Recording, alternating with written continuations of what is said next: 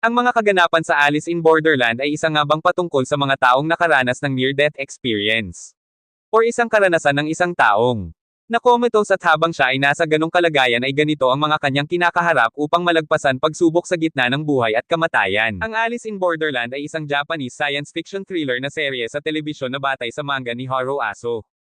Ang serye ay sa direksyon ni Shinsuke Sato. Pinagbibidahan ito ni Kento Yamazaki at Tao Shichiya bilang mga kaalyado na nakulong sa isang inabandonang Tokyo na pinilit na makipagkompetensya sa mga mapanganib na laro, ang uri at kahirapan na kinakatawan ng paglalaro ng mga baraha, upang palawigan ang visa na, kung mag-expire, magre-resulta sa pagpatay ng manlalaro sa pamamagitan ng mga laser na kinunan mula sa ang langit. Sa Tokyo, nakikipag-hangout si Ariso na nahuhumaling sa video game kasama ang kanyang mga kaibigan na sina Chota at Karube.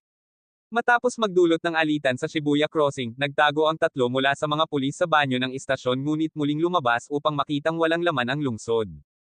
Sa gabi, sinusunod nila ang mga tagubili ng billboard sa isang game arena. Nakahanap sila ng stack ng mga telepono na nagpapakita ng antas ng kahirapan ng laro na inilalarawan ng isang playing card. Kasama sa grupo ang isang high school na babae at isa pang babae na nagngangalang Shibuki, na nagpapaalam sa kanila na kapag ang isang manlalaro ay pumasok sa isang arena, hindi sila maaaring umalis, dahil babarilan sila ng laser kung susubukan nila. Sa larong ito, ang antas ng kahirapan sa tatlong club na pinamagatang patay o buhay, ang grupo ay napipilitang pumili sa pagitan ng dalawang pinto sa loob ng isang takdang panahon, ang isa ay naglalaman ng pasukan sa isa pang silid na may parehong pagpipilian, at ang isa, tiyak na kamatayan. Ang orihinal na trio at Shibuki ay nakalabas na buhay, kasama si Chote na malubhang nasugatan. Sa labas, ang grupo ay binibigyan ng mga individual na visa na pinalawig kapag mas naglalaro sila at nagre-resulta sa pagpapatupad kapag nag-expire na. Nang walang paraan para makatakas sa abandonadong lungsod, nagpasya sina Ariso at Karube na maglaro ng isa pang laro upang palawigan ang kanilang mga visa, na iniwan si Shibuki na mag-aalaga sa isang nasugatan na Chota.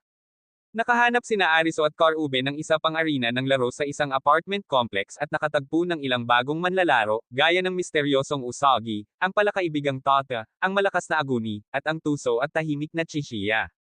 Nalaman din ni Ariso ang kahulugan ng bawat card, ang mga spade ay kumakatawan sa mga pisikal na laro, ang mga club ay mga larong batay sa pagtutulungan ng magkakasama, ang mga brilyante ay isang labanan ng talino, at ang mga puso ay nauugnay sa mga laro ng pagtitiwala at pagkakanulo. Ang larong ito, isang Five of Spades, na antas ng kahirapan na pinamagatang tag, ay pinipilit ang mga manlalaro na magtago sa gusali mula sa dalawang armadong umaatake habang naghahanap din ng silid na naglalaman ng dalawang mga pindutan na dapat pindutin ng sabay upang mapahinto ang isang bomba mula sa pagpatay sa kanilang lahat. Nagtutulungan sina Ariso, Chishiya, at Usagi para hanapin ang silid at manalo, ngunit kalaunan ay nakonsensya si Ariso nang makita niyang pinatay ang mga umaatake. Nakahanap si Karube ng radyo na nagsasabi sa kanila na bumalik sa beach.